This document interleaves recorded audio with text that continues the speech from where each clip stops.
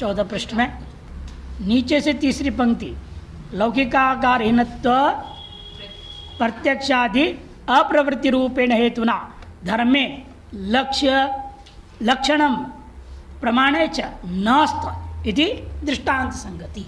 यहाँ तक हुआ था, क्योंकि लौकिक आकार से हीन है धर्म, और प्रत्यक्षादि की प्रवृत्ति भी धर्म में है ही नहीं, अतएव धर्म में न लक्षण है न प्रमाण है, दोनों ही नहीं है। नस्त इति दृष्टांत संगति लगा दिया। यथा प्रथमाधिकरण सिद्धांते, और दूसरे बात जैसे प्रथम अधिकरण के सिद्धांत में पूर्वोक्त युक्ति अवलोक्यते, पूर्वोक्त युक्ति को अवलोकन पूर्व न्याय से सिद्धांत युक्ति वीक्ष्य बोला था ना श्लोक में, पूर्वोक्त युक्तियों को अवलोकन करेगा। तथा द्वितीयाधिकरण में जो सिद्धांत है उसमें क्या करेंगे, कांचिदपि युक्ति न पश्याम, लेकिन द्वितीय अधिकरण को आरंभ करने के लिए कोई युक्ति हमें नहीं दिखाई दे रहा है। ये पूर्व पक्ष कहते हुए प्रत्युदाहरण संगति खड़ा करेगा। इसको कहते हैं प्रत्युदाहरण संगति। जो उदाहरण आपका क्या है, प्रथम अधिकरण, उस अधिकरण और दूसरा अधिकरण बनाना चाह रहे हैं तो उसके लिए प्रत्युदाहरण कर, ये उदाहरण नहीं हो सकता है कि उसके अनुकूल जहाँ से वहाँ युक्ति है वैसी युक्ति यहाँ नहीं है।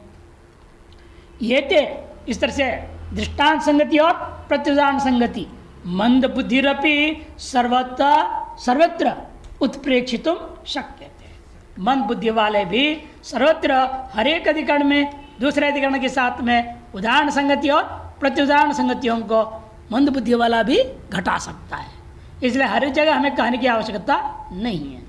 एवं एक और दृष्टांत दे रहे, पंचमाधिकरण में विधिवाक्य से निरपेक्षत्वात् प्रामाण्यम वर्णितम।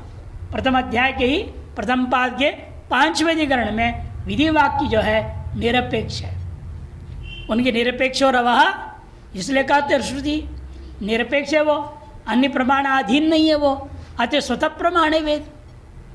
ये जहाँ सिद्ध किया गया शब्द वहाँ पर जो निरपेक्षत्वात् प्रामाण्य जो वर्णन किए, तस्य च वाक्यस्य शब्दार्थी और मध्य शब्द कोटि निविष्टत्वात्, और वह प्रामाण्यता वाक्य में दो बात होती है, शब्द और अर्थ, उनमें से शब्द कोटि में ही रखना पड़ेगा।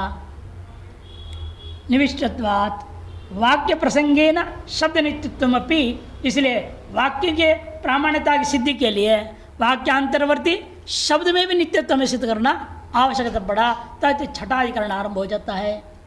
शब्द नित्यत्व षष्ठाधिकरण वर्णित थी प्रासंगिक संगति, इसको हम कहते हैं प्रासंगिक संगति। सप्तमाध्याय से चतुर्थ पाद, एक और संगति बताने के लिए 7वें अध्याय के चौथे पाद में द्वितीयाधिकरणेन शौर्यादि विकृतिषु वैदिकम अंगजात उपदेष्टुम तद उपयोगित्वेन प्रथमाधिकरणे धर्म सापेक्षत्व साधितम। आप जा रहे हैं चौथे अधिकरण में जो है चौथे पाद का द्वितीय अधिकरण के द्वारा शौर्यादि विकृति आगमों में भी वैदिक अंग समूह आते हैं, यह उपदेश करने के लिए उसके उपयोगित्व ने आपको पहला अधिकरण में धर्म की सापेक्षता सिद्ध करना पड़ता है। तत्र प्रथमाधिकरणम, इसलिए प्रथमाधिकरण को क्या कहूँगा, उपोद्घात संगति ही। संयम उत्तराधिकरण सह पूर्वाधिकरण से उपोद्घात संगति, इसे वह यह जो पूर्व प्रथम अधिकरण का द्वितीय अधिकरण के साथ संगति को हम उपोद्घात संगति नाम से कहते हैं। एवं एक और दृष्टांत ले रहे, प्रथमाध्याय से तृतीय पाद से प्रथमाधिकरणे अष्टकादि स्मृते प्रामाण्यम मुक्तम। प्रथम अध्याय के तीसरे पाद का पहले अधिकरण में क्या किया गया है, अष्टका श्राद्ध की प्रामाण्यता को सिद्ध किया गया। द्वितीयाधिकरण में सर्ववेष्टन स्मृत है पूर्वत प्राप्तम, द्वितीय अधिकरण में सर्ववेष्टन की जो स्मृति है वह पूर्वत प्रामाण्यता प्राप्त हुआ। प्रामाण्यम अपोद्यते, उसको खंडन कर देते हैं। जैसे अष्टका श्राद्ध प्रामाणिक है लेकिन सर्ववेष्टन प्रामाणिक नहीं। सर्वेक्षण का मतलब क्या, खंभा गाड़ा है, पूरे खंभे को कपड़े से लपेट के करना है क्या, यह जहाँ तक वो इसको बैठना होता है, सपोर्ट लेना है, सहयोग लेना है ना, सहारा ले के लिए जितनी जरूरत उतनी ही बांधो। अब पंडित लालची है, वो कहेगा पूरे में लगा दो ताकि पूरा कपड़ा उसको मिलेगा ना, धोती 10 फुट लंबा है मान लीजिए, और वो 2 धोती लपेटना पड़ेगा, उसको 2 धोती मिलेगा। यदि पंडित लालची है तो यही कहेगा पूरे में लपेटो। जैसे अष्टका श्राद्ध है, वेद में नहीं है, स्मृति ने कहा उसको प्रामाणिक मानते हो। या भी वेस्टर्न करने के लिए कहा है ना स्मृति ने, वेद में नहीं है। लकड़ी को वेस्टर्न करो ताकि गड़े ना, आराम से जो सारा लेकर गा सके सामवेदी। तो वेस्टर्न करने के लिए कहा है तो पूरे को कर दो। तब सिद्धांत कहते नहीं, कोई आवश्यकता नहीं पूरे करने का। यह पंडित की अपनी लोभ लालच में आगे जबरदस्ती पूरे को करवाना ठीक नहीं है। एक बार ऐसे विवाह का प्रसंग था, जो लड़का वाला जो पंडित था उसको आगे आने वाली ठंडी को ध्यान में रखते उसको रजाई बनवाना था। उसने क्या करा, कहा कि भाई मैं अकेले भी रुई लूँ, तो लड़की वाले पंडित की क्या बात है भाई। इसलिए लड़के वाले पंडित ने पहले बोल दिया, लड़के वाले बाबा आपको देखो भाई, उधर तुम 1.25 किलो रुई रख देना, इधर 1.25 किलो रुई रख देना, दोनों तरफ रख दो। अभी मैं ले जाऊंगा तो मैं अपनी रजाई बना लूंगा, वो पंडित वो ले जाएगा, उसको रजाई बन जाएगा। लेकिन पहली बार देख रहे हैं लोग, ये क्या बात है, ऐसे कैसे होगा। तो अगर आपको पता नहीं है, चंद्र का दोष है। चंद्र दोष, अब रात में विवाह कर रहे हो, चंद्र खड़ा है सामने, वो दोष से सारा काम बिगड़ेगा। इसलिए चंद्र दोष वहाँ जाए यहाँ जाए, इसलिए हमने तुरंत रुई ढकवा दी, समझा दिया उन यजमानों को। लेकिन वो पंडित जब आया, पंडित नहीं, ये क्या बात है भाई। वो कहता है तुष्टिम भव स्वाहा अर्धम अर्धम स्वाहा। लड़के वाला पंडित बड़ा तेज था। अर्धम अर्धम स्वाहा, तुभ्यमस्तु मयमस्तु स्वाहा, तुरा लिए हुए मेरे लिए हुए स्वाहा। क्या को परेशान हो रहा है, होने दो जो हो रहा है। फिर सारा कर्मकांड हो गया, उल्टे पुल्टे इन मंत्रों से हवन करा दिया। उसके बाद पंडित ने पूछे क्या है ऐसे उल्टे पुल्टे मंत्र तुमने बोला। अरे भाई मुझे जरूरत ही रह जाएगी, रुई चाहिए था, क्या करूं। ये युक्ति से मैंने निकाल ली। अब तेरे को तो लाभ हो गया, तू ही ले जा उसको, तू एक रजाई बना ले। ऐसे भी हो जाता है कभी कभी कर्मकांड। इसी श्रुति समर्थन है जब कहा इसको, जब नहीं कहते हैं नहीं नहीं आप लोभ लालच में ऐसे काम नहीं करेंगे। सर्व वेष्टन का विधान नहीं है। यावत उसकी शरीर स्पर्श होगा, स्पृष्टवा उद्गायत बोला है ना, यूपम स्पृष्टवा उद्गायत, जहाँ तक स्पर्श होना है वहीं तक तो करो कपड़ा, पूरे को क्यों बांधना। इसे सर्ववेष्टन स्मृति को अप्रामाणिक सिद्ध कर दिया। प्रामाण्यम अपोध्यते सेयम अपवाद संगति। ऐसी संगति स्थल में क्या कहूँगा, पूर्वोत्तर अधिकरण में अपवाद संगति है। अनया दिशा सर्वत्र संगति ऊहनिया। इस प्रकार से आप सर्वत्र संगतियों का ऊहापोह कर लेना चाहिए। इस प्रकार से 24 श्लोकों के द्वारा पहला श्लोक नमस्कारात्मक मंगलाचरण था ग्रंथ का। उससे पहले जो 9 श्लोक गया वो टीका का मंगलाचरण था। ये मूल ग्रंथ का जो श्लोक है, न्यायमाला है, उस वो विस्तर टीका का था। ये 24 श्लोक में से एक श्लोक केवल नमस्कारात्मक मंगलाचरण, बाकी 23 श्लोक जो है वस्तु निर्देशात्मक मंगलाचरण। इस ग्रंथ में कहा क्या पदार्थ है, अध्यायश पदार्थ वर्णन किए, फिर पादश पदार्थों का वर्णन किए, और उनके संगतियों के द्वारा उनका कैसे ग्रहण करना है वो भी वर्णन कर दिए। सब वस्तु निर्देश माना जाता है। पदार्थ निर्देशात्मक मंगलाचरण समाप्त हुआ। अब असली ग्रंथ आरंभ होता है। पहला अधिकरण के लिए भूमिका बांध रहे हैं। पहला अध्याय पहले पाद का पहला अधिकरण जिज्ञासा अधिकरण इसका नाम है। इसको विधि पाद भी कहते हैं, प्रमाण पाद भी कहते हैं। विधि पाद भी 2 नाम इसका, प्रमाण पाद और विधि पाद। इत्थं संगतिर व्युत्पाद्य अथ प्रत्यधिकरण विषय संशय पूर्व पक्ष सिद्धांतांश्च चतुरो अवयवान संजिघृक्षु प्रथमाध्यायस्य प्रथम पादे प्रथमाधिकरणम भट्टमतेन आरचयति। इस प्रकार से संगतियों का व्युत्पादन करने के बाद प्रत्यधिकरण का विषय, संशय, पूर्व पक्ष और सिद्धांत, इन 4 अवयवों को बताने के लिए संग्रह करने की इच्छा से, संजिघ्रिषु, संग्रह करने की इच्छा से प्रथम अध्याय के प्रथम पाद का प्रथमाधिकरण को कुमार भट्ट के मत के अनुसार आरंभ करते हैं। जिज्ञासा अधिकरण है इस अधिकरण का नाम। स्वाध्यायो अध्ययित्यस्य विधानस्य प्रयुक्तितः विचारशास्त्रं नारंभ्यम आरभ्यम वेति संशयः अर्थधि हेतुताधीतेर लोकसिद्धावघातवत् नियामकं न चैवातो वैधारंभो न संभवी दर्शापूर्ववद्यस्त्यत्र कृतपूर्वं नियामकं अर्थनिर्णायकं शास्त्र मत आरभ्यतां विधेः। स्वाध्यायोद्यतव्य एक विधि है, वह हमारे विषय वाक्य है। यहाँ पर इस अधिकरण में वेद में आया हुआ इस मंत्र को लेकर, इस विधि वाक्य को लेकर विचार किया जाएगा। स्वाध्याय अध्येय मन अध्येतव्य था, अध्येय इन्होंने लिख दिया श्लोक में। इत्यस्य विधानस्य प्रयुक्तितः, इस विधान का प्रयोग किस तरह से करना चाहिए, इसके लिए विचार शास्त्रम नारभ्यम आरभ्यम व इति सज्ज, इसके लिए विचार शास्त्र को आरंभ नहीं करना चाहिए या आरंभ करना चाहिए, यह विषय। विचार शास्त्र क्या है आपका? जैमिनीय दर्शन, मीमांसा दर्शन। यह आरंभ करना उचित है या नहीं? पूर्व पक्ष कहेगा उचित नहीं है। क्यों? अर्थधि हेतुताधीते है। कोई भी लोक में भी कुछ भी हम पढ़ते लिखते हैं, अर्थ ज्ञानाधीन पढ़ाई होता है। अर्थ ज्ञान के लिए पढ़ते हैं, फालतू कोई थोड़ा पढ़ता है कि मुझे कोई अर्थ जानना है ही नहीं, यूं ही फालतू पढ़ूंगा मैं, ऐसे कोई पढ़ता है क्या? अर्थधि हेतुता अधीते है लोक सिद्ध अवघातवत, लोक में जिस प्रकार से अवघात का नियमन है उसी प्रकार से यहाँ पर भी समझनी चाहिए। अर्थ ज्ञान पर्यंत अध्ययन करना एक सामान्य नियम है।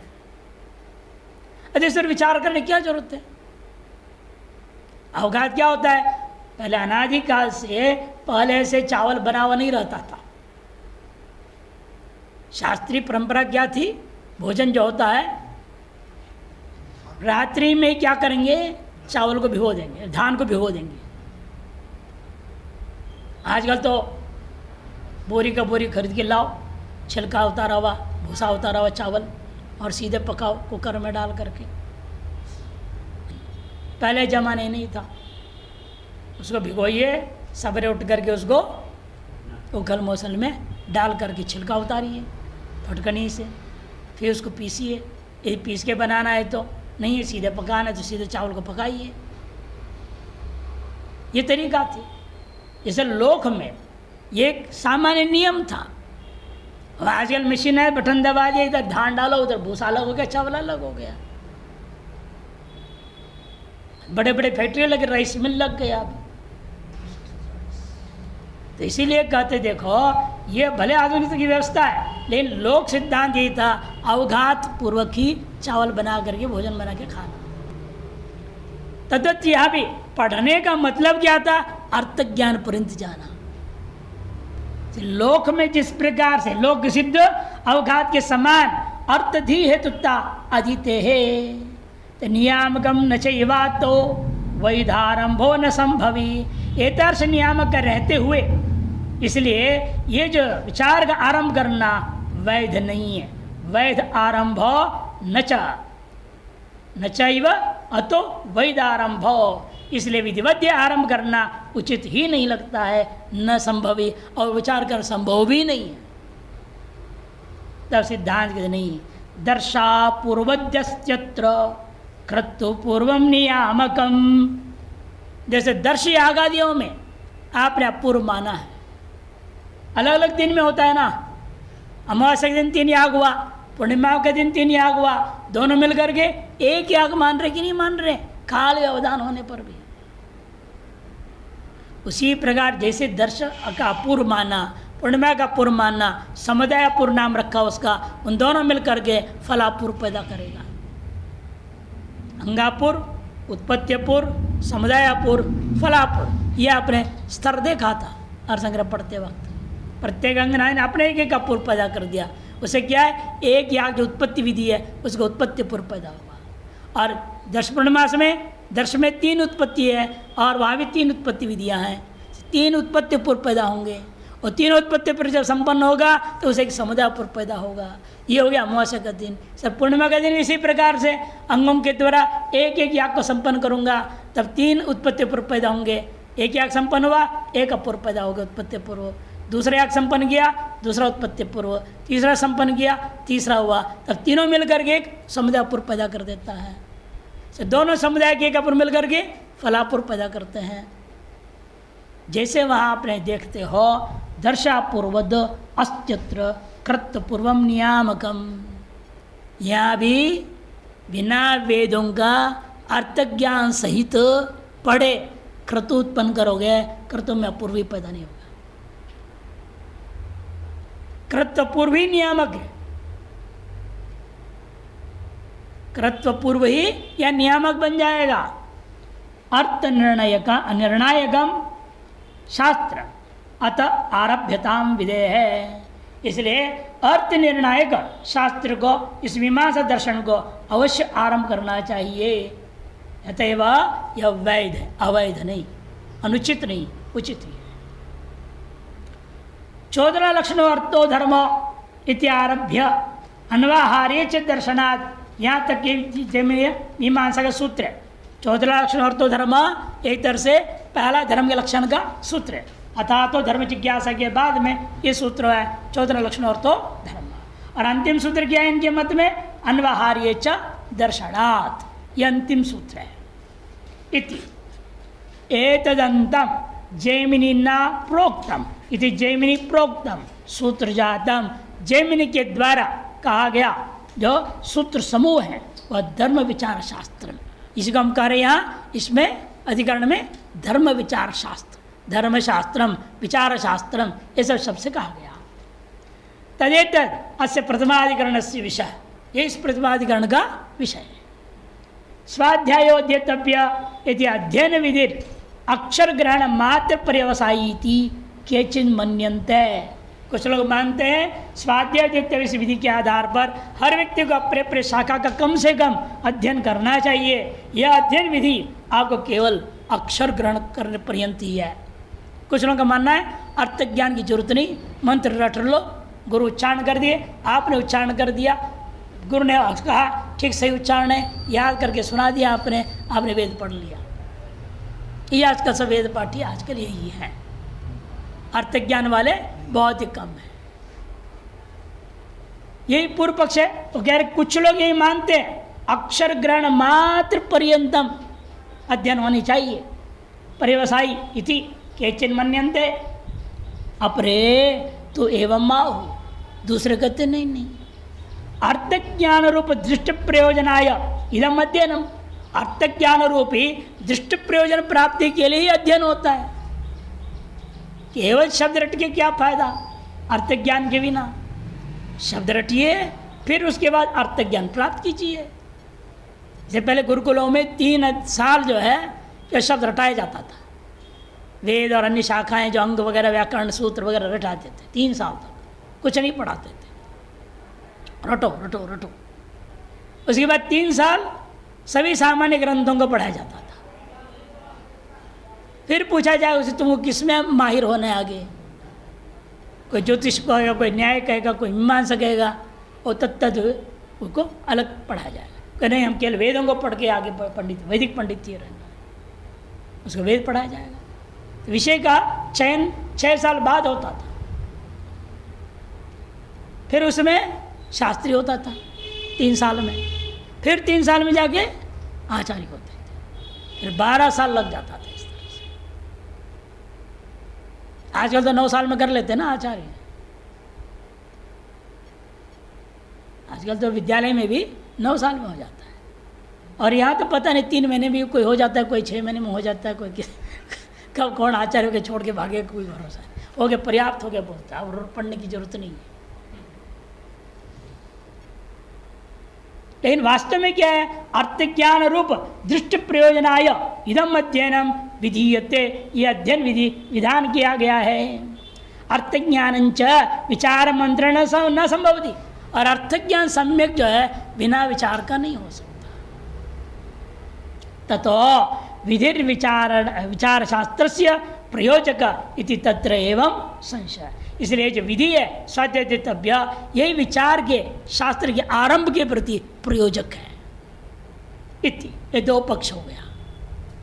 एवं तत्र एवं सति संशय, इस प्रकार का संशय होने पर इदम विचार शास्त्रम किम विधि प्रयुक्त्या नारंभणीयम उत आरंभणीयम इति, इसलिए विचारी शंका का स्वरूप बना यह विचार शास्त्र जो जैमिनी दर्शन है, मीमांसा दर्शन है, एतादृश विधि से प्रयुक्त होकर आरंभ किया जाना उचित है या नहीं आरंभ करना उचित है। पूर्व पक्ष कहेगा नहीं आरंभ करना ही उचित है, कोई जरूरत नहीं इसकी। तत्र अर्थज्ञानाय अध्ययन से विधि वदन वादी प्रश्नभ्या, वहाँ पर पूर्व पक्ष कहेगा अर्थ ज्ञान के लिए ही अध्ययन होता है, ये इसलिए विधि है स्वाध्यायतव्य। ऐसे कहने वाले उस वादी से पूछना चाहिए किम अत्यंतम अप्राप्तम अध्ययन विधीयते किम वा पक्षे अप्राप्तम अवघातवद नियम्यते इति। अत्यंत प्राप्त अपूर्व विधि है क्या, यह अवघात के समान पाक्षिक नियम करने वाली विधि है। अवघात में क्या नियम है ना, आप अवघात से ही भोजन बनाएंगे, चावल पर निकाल के बनाएंगे, उससे क्या होगा, अपूर्व उत्पन्न होगा। और आजकल क्या करते पंडित भी कम नहीं है, वो कहते यही चावल लाओ, थोड़ा भूसा मिलाओ कहीं से, और उसको मिला दिया, मिला के रख दे झूठे, चावल ले लिया, थोड़ा भूसा मिला दिया, और उतना से ओखली रख रहे थे, थोड़ा सा मूसल देते छोटा वाला, ये मार बोलते, पति इधर से मारो, पथरी उधर से मारो, बस 2-4 बार मार दिया, भूसा निकल गया, और पथरी से बोलो फटकने में फटको, हो गया। क्या अपूर्व पैदा करने का तरीका है, भीगा है तो है नहीं, रात भर भीगा कहाँ है वो, प्रक्रिया पूरा की बिना संतुष्ट कर लेते हैं, हाँ हो गया, वो गल मसले से इस्तेमाल किया है और अपूर्व पैदा हो जाएगा। इसलिए पूछ रहे हैं जैसे अवघात में नियम विधि माना कि वैसे मानते हो या इसको अत्यंत अपूर्व विधि मानते हो। विधि अत्यंतम अप्राप्त नियम पाक्षिके सती कहा है ना, तत्र चान्यत्र च प्राप्त परिसंख्येति कीयते। 3 प्रकार मुख्य विधियां, अपूर्व विधि, अत्यंत प्राप्त, कहीं से किसी प्रकार से लोक से वेद से कहीं से प्राप्त नहीं था, वेद नहीं हमें सबसे पहले बताया, उसका अपूर्व विधि कहेंगे। और लोकतः या अन्य प्रकार से प्राप्त था, उसको वेद ने नियमन कर दिया, उसको नियम विधि कर दिया। और सर्वत्र प्राप्त में से एक तरफ विशेष विधान कर दिया, उसको प्रसंख्या विधि, तत्र च अन्यत्र च प्राप्त हो। अवघात में क्या है, अन्य प्रकार से भी कर सकते हो, तो शिवमुखन से छिलका उतार सकते हैं ना बैठ के, नाखून से, नखैर भी है, एक है ऐसे भी, या नाखून से एक धान की छिलके को उतारना है, भिगो दो और अपने नाखून से यजमान पत्नी बैठ के घिस घिस के निकालेंगे उसे। एक यह विशेष विधि है। अधिकतर यागों में अवघात है, नहीं तो आजकल मॉडर्न में मशीन है। सामान्य तो क्या मशीन प्राप्त हुआ, उसका निषेध करके आपने अवघात विधान कर दिया। प्रकारांतरों की प्राप्ति उसके निषेध करके एक तरफ ले जाना, वहां पर क्या होता है, नियम विधि मानते हो, वैसे मानते हो क्या। नाद्य विमतम वेदाध्ययन अर्थ ज्ञान हेतु हो अध्ययनत्वात् भारताध्ययन वदिति। विवादास्पद वेदाध्ययन अर्थ ज्ञान का साधन है। क्यों, अध्ययन होने के कारण से महाभारत आदि अध्ययनों के समान, ऐसा अनुमान की तरह सिद्ध है। इसे अत्यंत प्राप्त है ही नहीं, अनुमान से प्राप्त है और लोकत भी प्राप्त है। इति अनुमान ही नहीं व विधि निरपेक्षेण प्राप्तत्वात्, विधि निरपेक्ष अनुमान के द्वारा ही प्राप्त है। तर्यस्तु द्वितीय पक्ष, फिर नियम विधि मान लो, वो भी जरूरत नहीं, अवघात नियम विदित संभवात यथा नखैर अवघात न वा तंडुल निष्पत्ति संभवा। देखो नख से हो चाहे अवघात से हो या अन्य प्रकार से, क्या सिलबट्टे में धान को रगड़ दो, रगड़ देने से क्या होता है, छिलका उतर जाएगा। अनेक प्रकार है, अनेक साधन से हम छिलका तो उतारने हैं, भूसा उतारना है, उतार दो। तो विकल्प प्राप्त था अनेक। आदमी क्या करता है तब, सरलतम को लेने की कोशिश करता है। सरलतम उपाय क्या है, यह आदत है आदमी का। कठिन से कठिन उपाय को कौन करेगा, इसीलिए जब विधान करना पड़ता है। यदि कठिन उपाय से उत्पन्न करने पर ही अपूर्व पैदा न होगा तो वेद वाक्य कह देता है यही कठिन उपाय से तुमको करना पड़ेगा। इसीलिए नखैर अवघात न वा तंडुल निष्पत्ति संभवात पक्ष अप्राप्तो अवघात विधिना अवश्यं कर्तव्येति नियम्यते। यथा तथा लिखित पाठेन गुरुपूर्वक अध्ययनेन वा अर्थज्ञान संभवात। यहाँ भी लिखित पाठ से भी अपने आप पढ़ ले लो। आजकल तो गूगल बाबा है, उसे पढ़ लो, सारी चीज़ें सब बता देता है। बड़े विचित्र है, आजकल मोबाइल ऐसे बना दिए, आप बोलो प्रश्न को, मैं बोलो, वो अपना जवाब दे देता है सारा, बोलने से बता देता है। बताओ, लेकिन इतना आश्चर्य है, वो भी बोलने वाला आ गया, उसमें भी बोलता है, वो भी जवाब भी पढ़ लेगा, वो पूरा पढ़ देगा। आप प्रश्न के जवाब पहले टेक्स्ट बोलते हैं, उसको टेक्स्ट में आता है, फिर चाहो उसको बटन दबा दो, बोल भी देगा, पढ़ भी देगा उसको। मैंने गुरु बोल रहा है, चेला पूछ रहा है, गुरु चेला हुआ कि नहीं हुआ गूगल गुरु। इसलिए पाठ आज छपे हुए पुस्तक लिखित ग्रंथों से और आज के आधुनिक छपा जमाने गूगल आदियों से भी पढ़ा जा सकता है। कोई जरूरी है गुरु के पास जाके बैठना, विकल्प हो गया ना, तब नियम कर दिया, नहीं गुरु से ही पढ़ना होगा। श्रोत्रम गुरुम ब्रह्मष्टम गुरुम मेवाभिगच्छे, नियमन कर देंगे। इसलिए प्राप्त विकल्प लिखित पाठेन गुरुम पूर्वक अध्ययनेन वा अर्थज्ञान संभवात पक्षे अप्राप्त अध्ययनम विधिना नियमिते। पक्ष अप्राप्त विधि अध्ययन है, उसको इस विधि के द्वारा नियमन किया जाएगा। यदि चेत न वैषम्यात्, दृष्टांत और दाष्टान्त में विषमता है। अवघात निष्पन्न रेव तंडुलैर अवांतर पूर्व द्वारेण दश प्रणमासौ परमापूर्वम जनयता। अवघात का नियम में क्या लाभ है, अवघात के द्वारा निष्पन्न तंडुलों के द्वारा ही आप अवांतर पूर्व को पैदा करेंगे। अवांतर पूर्व से अंगापुर पैदा होगा, अंगापुर से उत्पत्ति पूर्व, उससे शब्दापूर्व, उससे अंत में फलापुर पैदा होना है। इसलिए उसके लिए उपयोगी था वो अपूर्वोत्पत्ति के लिए। दशब्रह्मासौ परमापूर्वम जनयत नान्य था तथा दशब्रह्मासा पूर्व अवघात से नियम है। तो दशब्रह्मास का जो अपूर्व है वही अवघात के नियमन के प्रति कारण होता है। अत्र तो लिखित पाठजन्येन अर्थ ज्ञानेन कर्तु अनुष्ठान सिद्धे अध्ययन से नियम हेतु नास्ति। लिखित पाठों को जन्य जो अर्थ ज्ञान है उसको ही लेकर के याग आदि का अनुष्ठान कर ही सकते हैं। इसलिए अध्ययन के नियम हेतु मानने की जरूरत नहीं है। आज लोग ये कर रहे हैं, अपने आप पढ़ लेते हैं, पंडित और पंडित अपना यज्ञ आदि कर दे, पूजा पाठ का सब कर रहे हैं, और एक भी मंत्र भी याद है कहीं तो पुस्तक देख देख करके बोल के कराते हैं। क्या याद ही नहीं कोई मंत्र, पुस्तक देख के उन्हें कैसे कराएंगे वो? न क्रम याद है न मंत्र याद है। इसलिए यहाँ पर दक्षिण में तो ऐसे ही कई बार ऐसे, यहाँ तो हर पंडित कोई भी काम बोला हाँ मैं हाँ कर लूँगा सब कर लूँगा सब कर। विष्णु याग हाँ कर लेंगे, रुद्राग हाँ कर लेंगे, जो बोलो कर लेंगे। इन वहाँ नहीं मिलेगा ऐसे, अच्छा हमने उसको पढ़ा ही नहीं, हम कैसे करेंगे? हम जितने यागों को रटे हैं तैयार किए हुए हैं, बिना पुस्तक देखे बिना हाथ तो कुछ लिए फटाफट बोलेंगे कराएंगे। तो वो तरीका वही होता।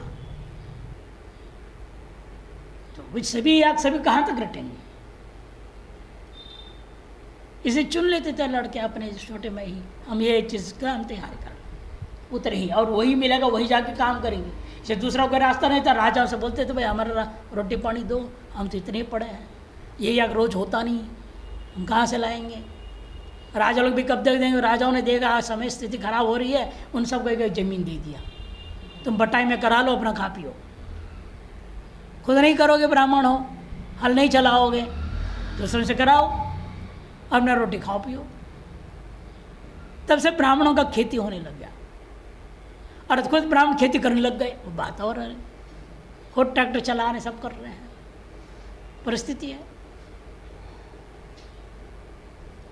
तो इसलिए कहते हैं यहाँ पर वह अध्ययन विधि अपेक्षा है ही नहीं, अपूर्वाधीन होकर अध्ययन विधि मानने की जरूरत नहीं है। नियम हेतु नास्ति अतो द्विविध विद्या संभव असंभवाद, द्विविध विद्या संभवाद अर्थज्ञान हेतु विचार शास्त्र आरंभ से वैधत्व नास्ति। से दो प्रकार का विधि तो है ही नहीं, ये करूँ या वो करूँ, विकल्प आता, संशय होता, तब तो एक विधि के द्वारा उसको नियमन किया जाता। ऐसा न होने के नाते ये विचार शास्त्र को विध्यधीन होकर के आरंभ करने की कोई आवश्यकता नहीं है। तरी श्रूयमाण से विधि है कागत चेत, ये सिद्धांति पूछेगा फिर श्रूयमाण जो विधि है स्वाध्याय उद्यतव्य, इसकी क्या गति होगी, इसका क्या निष्कर्ष होगा। यदि चेत स्वर्गाय अक्षर ग्रहण मात्र विधेयम इति बताऊँगा, सब बताऊँगा, फल बता दूंगा। जिस विधि में कोई फल नहीं है उसे क्या जोड़ना है, स्वर्ग जोड़ लो। स्वयं जमीन आगे निर्णय देंगे इस बात को, इसे स्वर्ग जोड़ दूंगा, विसर्जन न्याय से स्वर्ग फल मान लूंगा। स्वर्गाय अक्षर ग्रहण मात्र विधेयम, ऐसा मैं जवाब दूंगे, पूर्व पक्ष कहता है। अश्रुतोपि स्वर्गो विसर्जन न्याय न कल्पनीय, अश्रुतोपि स्वर्ग जब विधि है नहीं, श्रुत है ही नहीं, स्वर्ग कामो स्वाध्याय अध्येतव्य, ऐसे तो भाई नहीं, फिर कैसे ले लूंगा। कहते विश्वजित न्याय, एक याग है विश्वजिताय जयत कह दिया, उस याग में, इस याग का यही है, बस फल कुछ बोला नहीं है, क्या करे फल।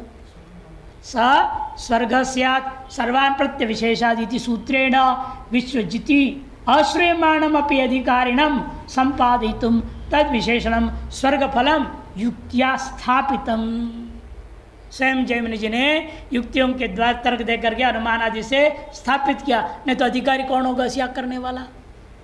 अधिकारी की सिद्धि के लिए स्वर्ग फल को जोड़ना पड़ा, और स्वर्ग कौन नहीं चाहता है, तो फल क्या होगा, स स्वर्ग स्यात्, क्यों, सर्वान् प्रति अविशेषात्, ये सूत्र है। ये सूत्र के द्वारा विश्वजित याग के अश्रूयमाणम भी फल को अधिकारी का संपादन करने हेतु तो उस अधिकारी के विशेषण रूपेण स्वरूपे फल को जोड़ दिया जाता है, और कहा जाता है स्वर्ग कामो विश्वजिताय जेत। इसे यहाँ पर भी मैं कहूँगा स्वर्ग कामो स्वाध्यायो अध्येतव्य, ये कहा जाएगा। तत्वद अध्ययने अपि अस्तु एतद्देव अभिप्रेत्य उत्तम, इसको लेकर गा विनापि विधिना दृष्टलाभात नहीं तदर्थ था, कल्प्यस्तु विधि सामर्थ्यात् स्वर्ग विश्वदिदाधिवदिति। विनापि विधिना दृष्ट लाभ है तो नहीं तदर्थ था, इसे दृष्ट लाभ के लिए विधि करने कोई जरूरत नहीं है। कल्प्यस्तु यदि कल्पना करना है, विधि सामर्थ्यात् स्वर्ग की कल्पना कर लो, जैसे विश्वजित याग में होता है। इति एवंच सति वेदमदित्य स्नायात् इति शास्त्रम अनुगृह्यते, इसलिए वेदम अदित्य स्नायात्, वेद को रट लो और समावर्त संस्कार करा करके जाओ, बाहर कर्मकांड करा करके खूब कमाओ, अपने परिवार चलाओ, विवाह आदि करके। इस तरह से हम मान लेते हैं शास्त्र अनुगृह्यते, इस पर शास्त्र पर अनुग्रह भी हो गया। अस्मिन् शास्त्रे वेदाध्ययनम समावर्तनयोर, इस शास्त्र में वेदाध्य, कौन शास्त्र अभी जो बोला, वेदम अदित्य स्नायात्, वेदम अदित्य स्नायात्, ये जो विधि क्या कर रहा है, वेदाध्ययन को और समावर्तन संस्कार को दोनों को जोड़ दिया। नैरंतर्यम प्रतीयते, अव्यवहित, एक दूसरे के बाद बिना कोई व्यवधान का ये संस्कारों को करनी चाहिए। तत्पक्ष है तो अधित्येपि वेदे धर्म विचाराय गुरुकुल एव अधिवास कर्तव्य। और इस पक्ष में तो भले वेदों को रट लिया, फिर भी वेद में धर्म का विचार करने के लिए गुरुकुल में उसको पुनः वास करना चाहिए। तथा सती तन निरंतर बाध्यता, फिर तो निरंतरता बाधित हो जाएगा। वेद रट लिया और समार्थन संस्कार, इन दोनों में निरंतर ही नहीं रहेगा, तो बीच में उसको अर्थ ज्ञान के लिए रहना पड़ रहा है। जैसे पता ना 3 साल रटा उसने और 9 साल बाद समावर्तन होना है, बीच में अर्थ ज्ञान करेगा। 3 साल अर्थ ज्ञान सामान्य, फिर 3 साल विशेष ज्ञान करेगा, फिर समावर्तन होना है उसका, तो व्यवधान हो जाएगा। और यह अव्यवित कहा दिया। अदित्य स्नायात, बीच में अर्थ ज्ञान के लिए कहाँ कुछ बोला है। यदि अर्थ ज्ञान के लिए रोकोगे विधि का विरोध हो गया, विधि में अनंतरीय है निरंतरीय है, वो भंग हो जाएगा, अनिष्ट हो जाएगा। इसलिए अर्थ ज्ञान के बिना ही रटने के बाद तुरंत समर्थन संस्कार होनी चाहिए, ये पूर्व पक्षी कहता है। निरंतरियम प्रत्यय, उस पक्ष में आदित्य भी वेदे, यदि धर्म विचार करने के लिए गुरुकुल में उसको वास करना पड़ जाए तथा सत्य तन निरंतरम बाध्यता। तस्मात् विचार शास्त्र से वैधत्व भावात् पाठमात्र धर्म सिद्ध है। समावर्तन शास्त्राच्च धर्म विचार शास्त्रम नारंभणीयम इति पूर्व पक्ष। यहाँ तक पूर्व पक्ष हुआ। इसलिए अध्ययन के बाद अद्वितीय भी वेदे निरंतर भंग न होवे, तस्मात् विचार शास्त्र से वैधत्व भावात्, विचार शास्त्र विधि सम्मत नहीं है। अच्छा, जैमिनी दर्शन पढ़ना विधि सम्मत नहीं है। वैधत्व भावात् पाठ मात्र धर्म सिद्ध है, वेदों का पाठ मात्र से ही धर्म सिद्ध हो जाएगा।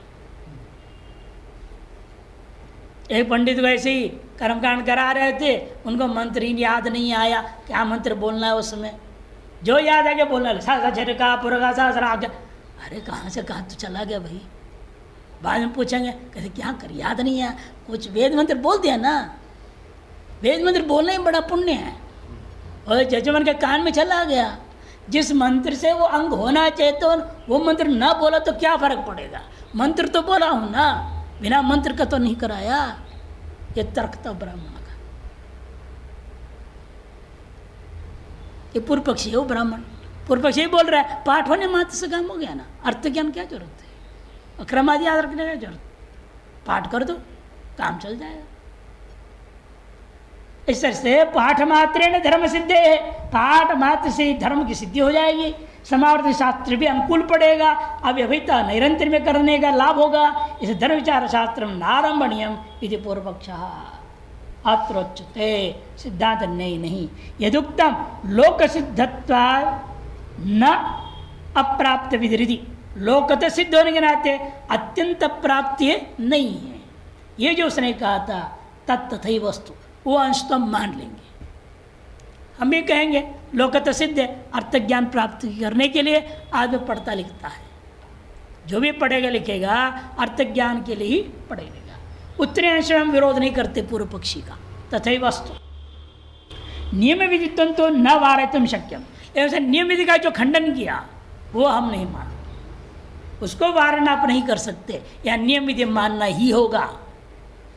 यथा दशनुमास जन्यम परमापूर्वम अवघात नियमजन्यस्य अवांतरापूर्वस्य कल्पकम, जिस प्रकार से दशनुमास जन्य जो परमापूर्व हमेशा अवघात का नियम से जन्य अवांतरापूर्व के बिना नहीं हो सकता, वो कल्पक हो जाता है। एवं अशेष कृतुजन्यम पूर्व ज्ञातम कृत ज्ञान साधना अध्ययन नियम जन्यस्य पूर्वस्य कल्पकम भविष्यति। एवं संपूर्ण कोई भी याग कर्मकांड लीजिएगा, कृतजन्य जो अपूर्व समूह होता है वह अपूर्व समूह बिना कृतु के ज्ञान का नहीं हो सकता। और कृतु का सम्यक ज्ञान तब होगा जब वेद पाठ पढ़ने के बाद उसका अर्थ ज्ञान सम्यक कर लोगे। कृत ज्ञान साधना अध्ययन, कृत ज्ञान का साधन जो अध्ययन है उसके नियम जन्य अपूर्व के ही कल्पक होता है।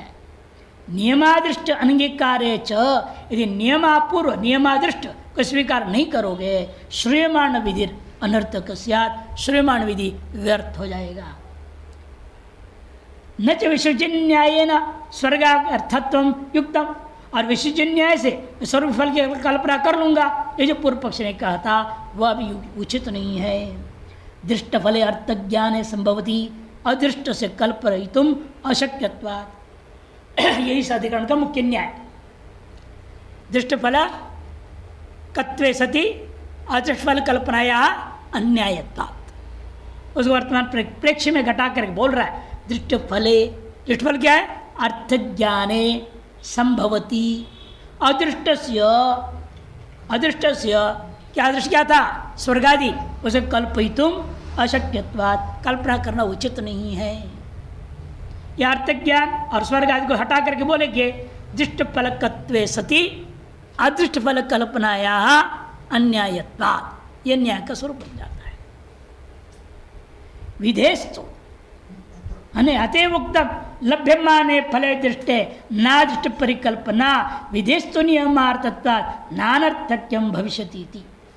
इसलिए अपने श्लोक वार्तिकों में लिख दिया लभ्यमाने फले दृष्टे, जब दृष्ट फल आपको लाभ हो रहा है वह दृष्टि की परिकल्पना करना उचित नहीं है। विधेस्तु, और विधियां हमेशा नियमार्थत्वात्, नियमन करने के लिए होते हैं, अतः नानर्थक्य भविष्यति, कभी व्यर्थ नहीं हो सकता है। या तो अपूर्व विधि होगा, अत्यंत प्राप्त का विधान कर रहे हैं। इसलिए वेद का वेदत्व के बारे में कहा भी क्या था? प्रत्यक्षेणानमित्याच यस्तु उपाय न बुध्यते एनम विदन्ति वेदेन तस्माद् वेदस्य वेदता। यही वेद का वेदत्व है, यही वेद का वेदत्व है कि प्रत्यक्ष अनुमान प्रमाणों से जिसके उपाय को हम नहीं जानते वो उपाय वेद बता देता है, यही वेद का वेदत्व है। प्रत्यक्षेण अनुमित्याच यस्तु उपाय, च से क्या लेना? अन्य प्रमाणों से भी। यस्तु उपायो न बुद्धते, जिस स्वर्ग आदि फल के लिए हमें साधन का पता ही नहीं है। एनम विदन्ति वेदेना, उन्हीं साधनों को वेद के द्वारा हम जान रहे हैं, यही वेद की वेदत्व है। अतएव व्यर्थ नहीं हो सकता। लभ्यमाने फले दृष्टि नाश परिकल्पना विधेस्तु नियमार्थत्वात् नानर्थक्यम भविष्यति। इस पर पूर्व पक्ष शंका करेगा।